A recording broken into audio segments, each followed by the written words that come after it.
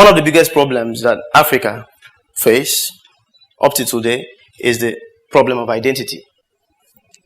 Over the years, people have defined Africa with several various nomenclatures, from Afrocentrism to Pan-Africanism to Black consciousness, and recently Afropolitanism. All of this is in a bid to give Africa a sort of a definite definition. It is a very big continent. The population is 1/6 of the world. The population of the world, 1/6. And there are 54 countries right now and counting, because we are still splitting. So there's been definitions to kind of like peg the continent into something understandable. And while we could say that all these movements have been very relevant according to the issues they try to address at the time, there's also some shortcomings in the sense that they are reactionary in nature. First of all, it's always reacting to something, or almost, apologetic, trying to defend your Africanness. And now in this 21st century now, everywhere we go to in Africa, we see our generation talking about doing things for themselves, telling their own story. And now I think that that story should begin from reevaluating those definitions that are always reactionary. So while we are talking about doing things for ourselves, we have to ask ourselves, do we really need to define ourselves to the world? We begin there. Do we need to define ourselves to the world? It is only when you don't have love that you define love. You look for the definition everywhere. When you don't have happiness, you want to define happiness. And there are two kinds of people who want to define Africa. One, those who are not Africans. And secondly, those who are desperately wanting to be Africans, but never Africans themselves. So, having said that, there is another word, trans-Africanism. That's where it comes in. I know that some or most of us already know the word trans-Africa. We hear it sometimes transnational. We hear transcontinental, trans. And it connotes a relationship linking a country to another within a continent. I mean, in this case, trans-African. But now I'm going to use it in a different term. The prefix trans means going beyond, transcending. So in this sense, transcending the pre-saved definition of what Africa is. Transcending that, going beyond that. So this is what I want to talk about. And it is this idea of trans-Africanism that Invisible Borders, that you see here, embodies. That is the idea we embody, but I will come to that. But to take you deep into what I'm going to discuss, I would like to first of all take you through a journey through my own experiences. I was born in the north of Nigeria, and I was raised in Aba, in Abia State, the east of Nigeria. Then, when I was 21, I traveled from Aba to Lagos. That first, I passed Ife, by the way. And that was the first journey that led to me being here on the stage today. And since then, I've never stopped traveling. It's been movement. So my work has been tied around the philosophy of movement. Physical movement, movement of the mind, movement whatever you want. For me, I strongly believe that the only constant thing is movement. That is where activity comes from. If you want to be active, you have to move. Move all the time. Move in your mind, constantly move. If you're not moving physically, don't ever stop your mind from moving. You should wander, you should travel. Okay, having said that, I came to Lagos. Is it on? I came to Lagos and I began to work with a photographer called Uche James Iroha as his apprentice. I was so lucky because that was my my introduction into photography back then in 2001. But this photographer was a sort of a different photographer in the sense that he was using photography as an art form. So it wasn't the right place for me. He wasn't doing all this wedding and all that stuff. He was really, hardcore radical, artist. So he's like one of the pioneers of contemporary Nigerian photography today. So I began to work with him. Then 2 years later, I had my first exhibition in the Festival of Photography in Bamako. There I won an award, which entailed that I had to travel to France, to Europe for the first time. For 6 months, all expenses paid. So I saw myself going to Europe. And getting to Europe, I found myself in a culture that is completely alien to mine. Everything that I've known up to then I've been twisted. I see people. I could remember when I walked the street, the first day I walked the street of Paris. It was on the 4th of July, 2004. I saw, a couple kissing. I could tell you, I was like that. What? It was so out of place. But when I think about it now, it feels like it's so normal. I want to grab my girlfriend on the street of Lagos and kiss her, but But back then it was, everybody would look at me. But back then it was very strange. That's just one of it, And then I began to grapple with this whole being here and being there. The conflict of, having to live with two cultures at the same time. And of course, it inspired the works I was making back then. And these works were kind of like nostalgic in a way, because I was always looking back to home.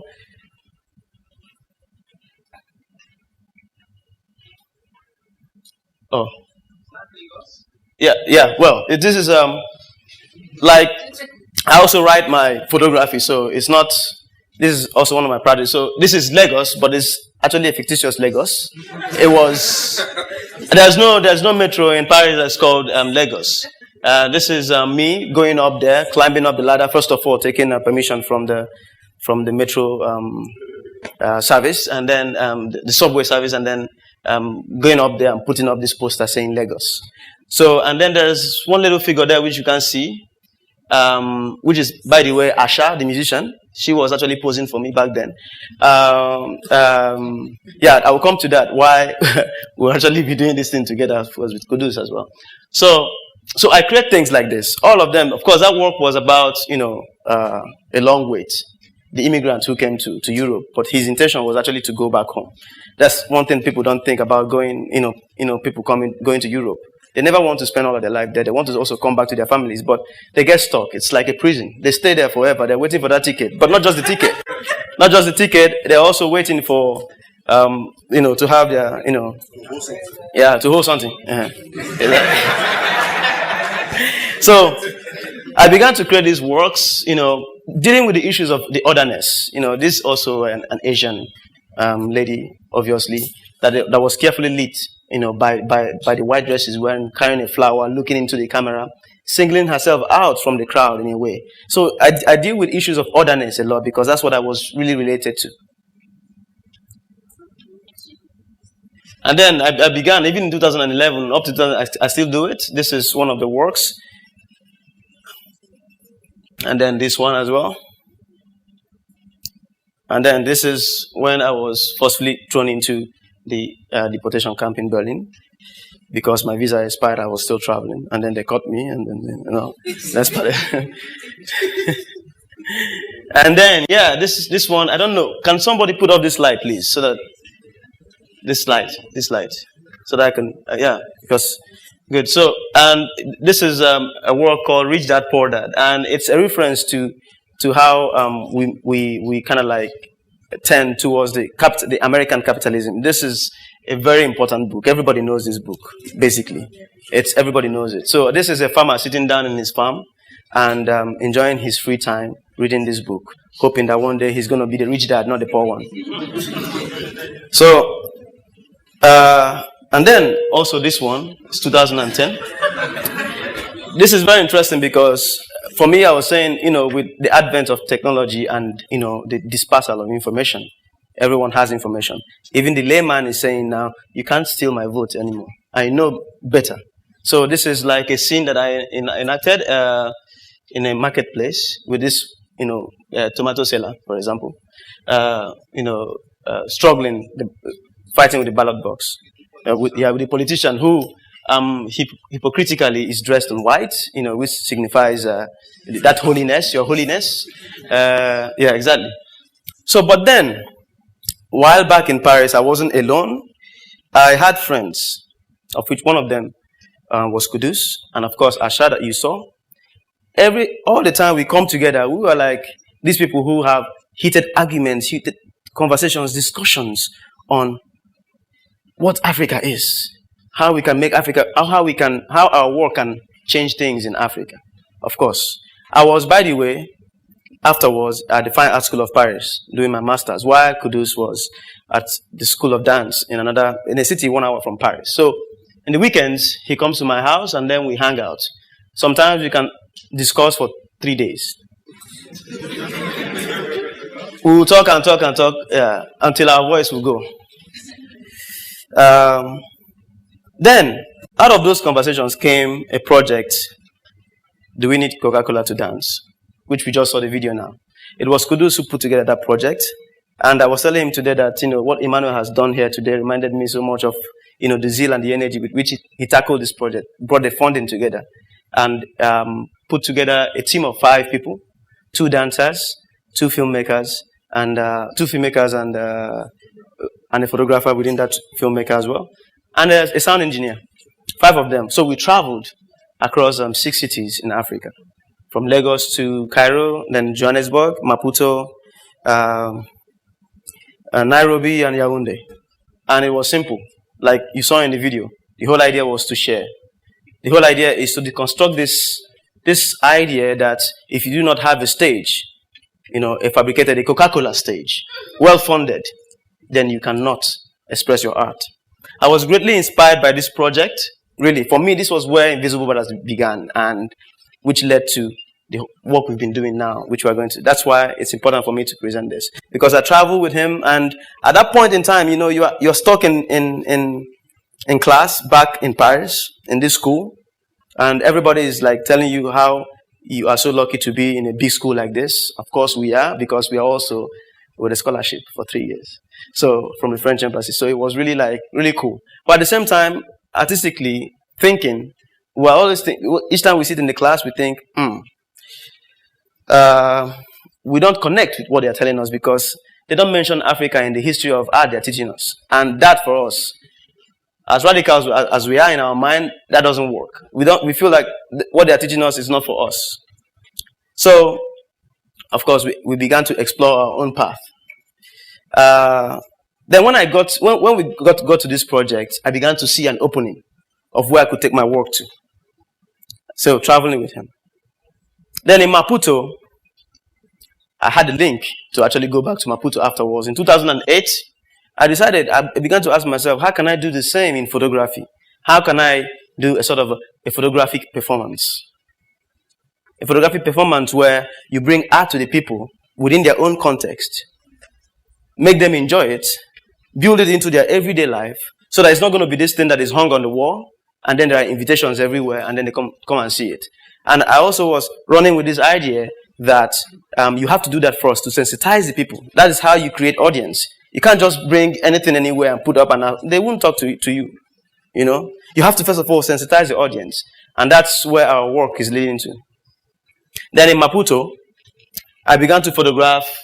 For 1.5 months, I photographed a particular community, a settlement. Now, what we see here is one side is the Maputo city, and over on the other side, there is a settlement called Katembe, where the rural people live. And then it is linked together by this boat, this ferry that you see. And I began to photograph the activities, because the place is only useful for transition. No one lives there, so it's only just a transitional space. But people are constantly using that space. Anybody coming from Katembe going to Maputo must pass through this space. So it was interesting for me to be coming every day and now using the space in a different way, staying there, really the only person that stays for a long time, because everybody else is passing. So I was photographing the activity.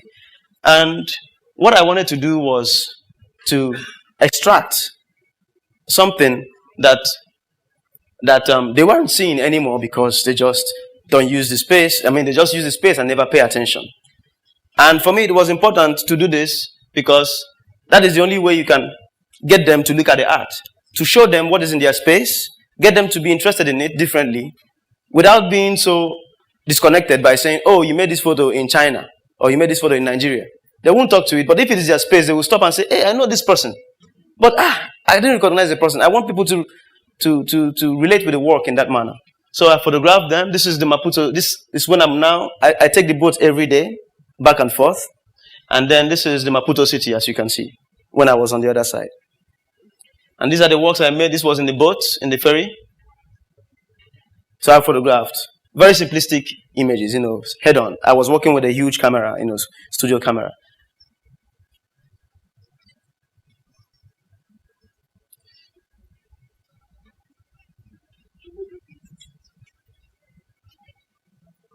And then what's interesting is that afterwards, and I had an exhibition in the same place, having 20 of those works blown up to like about 140 to 170 cm. And then we had it all lining up at the harbor as well. So you see people engaging with it and looking at it as they pass through. So that's what you see, for example.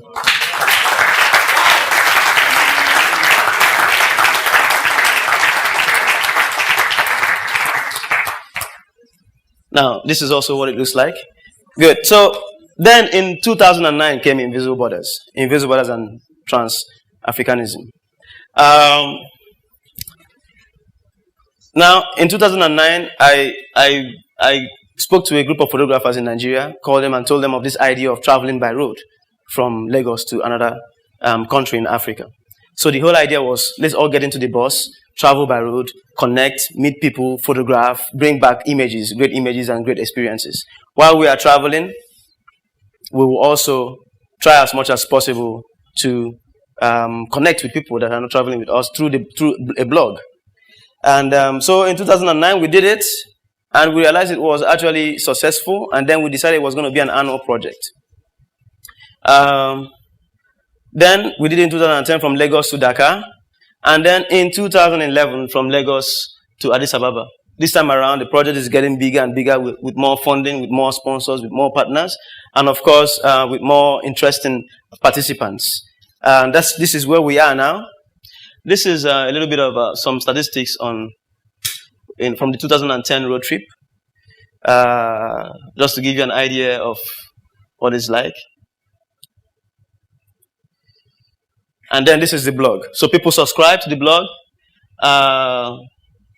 and then they follow us.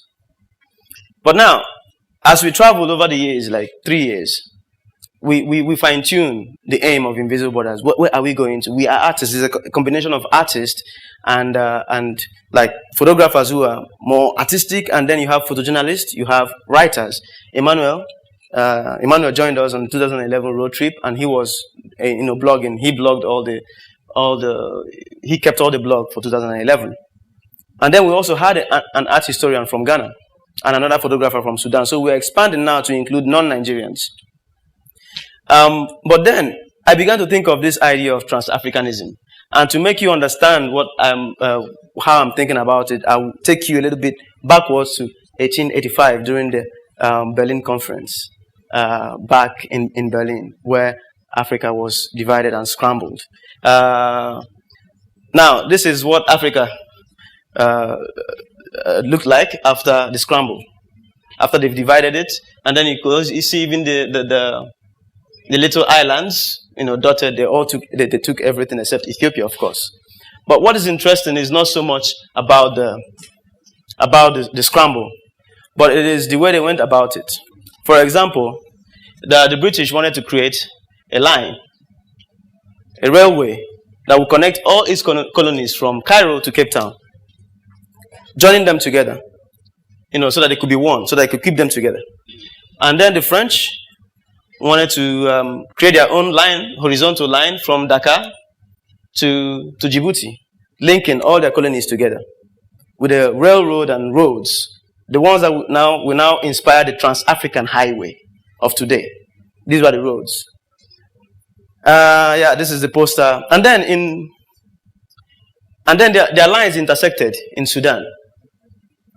And then there was going to be war between the two countries because they now had to decide who's going to take Sudan because the line is intersected there. Of course, the British kind of like won the war diplomatically because they had to settle, and this is the poster of the French general who had to march up to Sudan to go and defend the interests of the French for that. But apart from that, even the Portuguese wanted to also create their own pink line from Mozambique to Angola. Now, when we look at all of this, what we realize is that they are busy trying to build roads that link countries together, but they were doing it in such a way that it only defended their interest. It never put into consideration other countries. And what we have done in all these years is that we have carried that along. That is why we are more linked to Ghana, to Kenya, than we are linked to Republic of Benin, for example, which is actually our closest neighbor. So we jump through these three countries because they are French, and then we find ourselves in Ghana. And that's what we know more. So now, having said that, my analysis is that for us to really talk of a true development, steadfast development within the continent, we have to begin to look at these roads, this Trans-African highway as a metaphor. Trans-African highway as a metaphor. We have to build Trans-African highways of the mind. We have to sensitize our mind towards the dividends of exchange between us. Now, how do we do this? I think the emphasis should be more on the exchange than of Africa Unite, which we've been hearing for a long time. It's been overflowed, overstamped, and all that. And still, our leaders are still going to Addis Ababa every other quarter to have meetings on Africa Union. Yet, we don't see anything happening. But now, it should be different. It is the first time that we are equipped with all the resources we need, all the opportunities, and all the power of the masses to actually make it real. So why we will allow them, why we will not be too, why it will be too utopic or too idealistic to completely eradicate the borders. We can actually blur them. We can actually blur them by reevaluating our relationship with, our human relationship with these people. So we could keep, for the sake of formality, the borders, Nigeria, because it's not going away anyway. Nigeria, Cotonou, and all that. But concentrate on the exchange, the bonding, doing things. And this will be not only in the arts, but in various sectors. Reach out. These borders have outlived their usefulness. It wasn't meant for us. It was never meant for us. So this is what I think.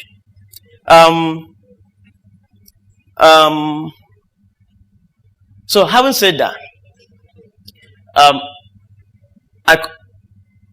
my general idea is that in our various sectors, we should go in, merge with the people, use the space, and let the space use us. Let us just use it, experiment. There's a whole lot of opportunities everywhere. It is still raw. There's a lot of things to do. If we continue to imitate the way things are done outside and then we copy and paste, there won't be any development. This is the time to actually go in and experiment. Forget about definition. Forget about putting a name to it. Just do your thing. Use the space and let the space use you. And then whatever comes out of that as a precipitate. Now it will be history that will say, this is what Africa is. Now, I don't know. I really don't understand this time thing. You don't finish? Okay. Now, to round up, I will leave you with this definition, which is what I wrote about trans-Africanism. The trans-African artist is the artist whose sensibilities transcend or go, of course, in this case, an artist. But Invisible Borders, like I say, it's now a project, but it goes beyond a project. It is actually a concept. It is a movement that will touch all sectors, that will touch lives, that will touch the way of being. Trans-African artist is the artist whose sensibilities transcend or goes beyond the perceived definition of what constitutes art from Africa. They draw inspirations from exchange between peoples of diverse tribes and countries within the continent without having to contest, compare, or seek validation for these sensibilities. They do not seek a definition of Africa in their Africanness, because Africa is what they make of it, and not the other way around. Trans-Africanism is the ability to transform Africanness into fluid forms that need not be defined. Thank you.